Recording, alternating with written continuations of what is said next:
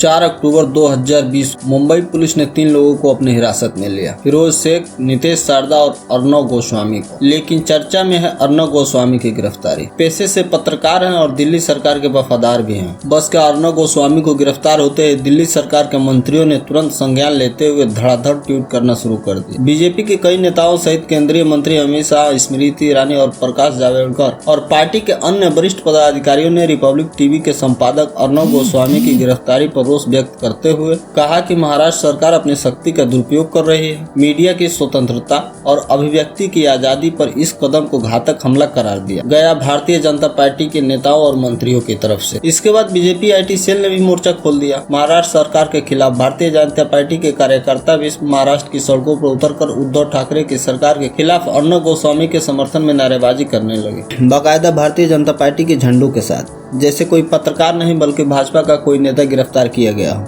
अर्नव गोस्वामी की पत्रकारिता लोकतंत्र के चौथे स्तंभ को मजबूत करे या न करे, मगर भारतीय जनता पार्टी की मुद्दा विहीन व सांप्रदायिक नीतियों को जरूर मजबूत करती है। इसलिए अर्नव गोस्वामी की जरूरत लोकतंत्र को हो या न हो, मगर भारतीय जनता पार्टी को सबसे ज्यादा जरूरी है। जबकि महाराष्ट्र पुलिस की अर्नव की गिरफ्तारी से कोई राजनीतिक द्वेष और पत्रकारिता के लिए नहीं किया है, बल्कि पुलिस के एक अधिकारी ने कहा कि अलीबाग पुलिस ने धारा 306 और 34 के तहत गोस्वामी को गिरफ्तार किया है। 5 मई 2018 में एक आर्किटेक्ट अनवर नाइक और उनकी मां ने खुदकुशी कर ली थी। उनके पास से पुलिस को एक सुसाइड नोट मिला था, जिसमें अनवर नाइक ने लिखा था कि वो आर्थिक संकट से जूझ रहे हैं, क्योंकि कुछ लोगों ने उनसे इंटीरियर डिजाइनिंग का काम करवाने के बाद उनको पेमेंट नहीं किया है, जिसकी वजह से उन्होंने ऐसा कदम उठाया। उस सुसाइड नोट में अनवर नाइक ने 3 लोगों पर इल्जाम लगाए थे, अर्नव गोस्वामी, फिरोज शेख और नितेश शारदा पर। उस सुसाइड नोट के मुताबिक अर्नव गोस्वामी को 83 लाख रुपए देने थे अनवर नाइक को रिपब्लिक भारत के स्टूडियो के इंटीरियर काम के लिए, जबकि फिरोज शेख से 4 करोड़ और नितेश शारदा से 55 लाख लेने थे अनवर नाइक को, मगर किसी ने उनको पेमेंट नहीं किया, जिससे उनकी आर्थिक स्थिति खराब होती चली गई और उनको मजबूरन सुसाइड करना पड़ा, क्योंकि वह बिल्कुल बेबस हो गए थे। दरअसल सभी आरोपी बहुत ही रसूखदार थे। अर्नव गोस्वामी ने अपने चाटुकार पत्रकारिता के दम पर बनाई गई राजनीतिक रसूख से नाइक के सुसाइड केस को प्रभावित किया, क्योंकि उस वक्त महाराष्ट्र में भारतीय जनता पार्टी की ही सरकार थी। महाराष्ट्र की रायगढ़ पुलिस ने करीब 1 साल तक अनवर नाइक की सुसाइड केस की तहकीकात की। फिर अप्रैल 2019 में पुलिस ने यह कहते हुए फाइल को बंद कर दिया कि किसी भी आरोपियों के खिलाफ कोई ठोस सबूत नहीं मिले हैं। लेकिन नाइक की पत्नी और बेटी केस फाइल बंद होने से बेहद नाखुश थी, इसलिए उन्होंने प्रधानमंत्री को खत भी लिखा ताकि ठीक से जाँच हो सके और अनवर नाइक और उनकी माँ को इंसाफ मिल सके। इंसाफ की ही कोशिश में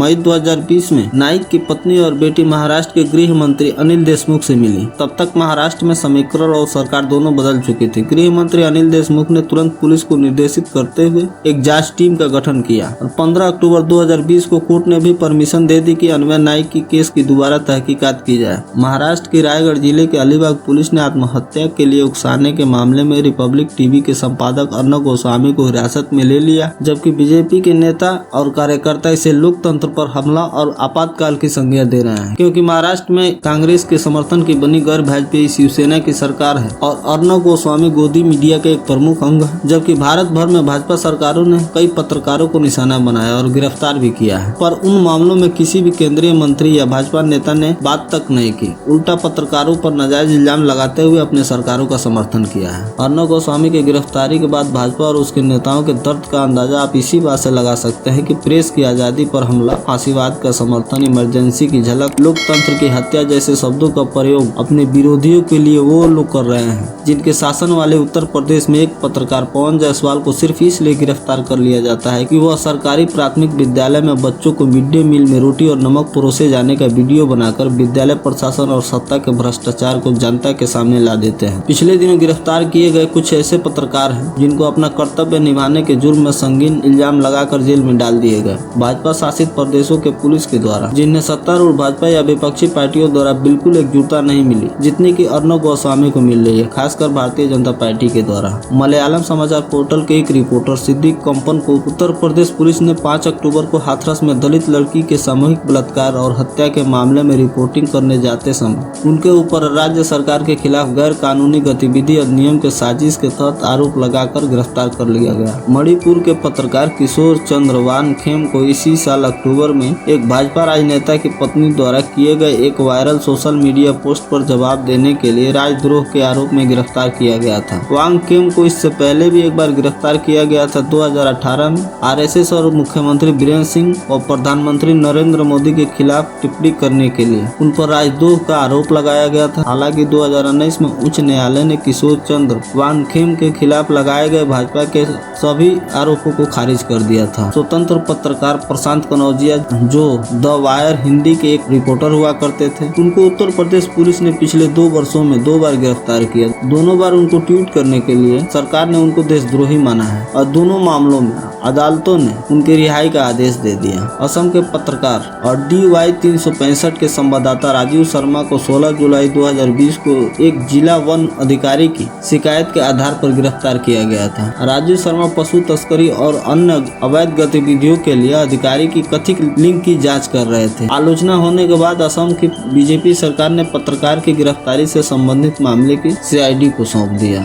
गुजराती समाचार पोर्टल के संपादक धवल पटेल पर राजद्रोह का आरोप लगाकर मई के शुरुआत में गुजरात के मुख्यमंत्री विजय रूपाणी के ऊपर एक सट्टा का टुकड़ा नाम के लेख प्रकाशित करने के बाद उनको गिरफ्तार कर लिया गया। अदालत ने उनकी गिरफ्तारी के 1 हफ्ते बाद उन्हें जमानत दे दी। ऐसे ही भाजपा सरकार में निर्दोष पत्रकारों की गिरफ्तारी और राजनीतिक द्वेष से की गई कार्रवाई की सूची बड़ी है, जहां भाजपा सरकार अपने भ्रष्टाचार के खिलाफ लिखने वाले कलम को तोड़कर तानाशाही रवैया चलाती है।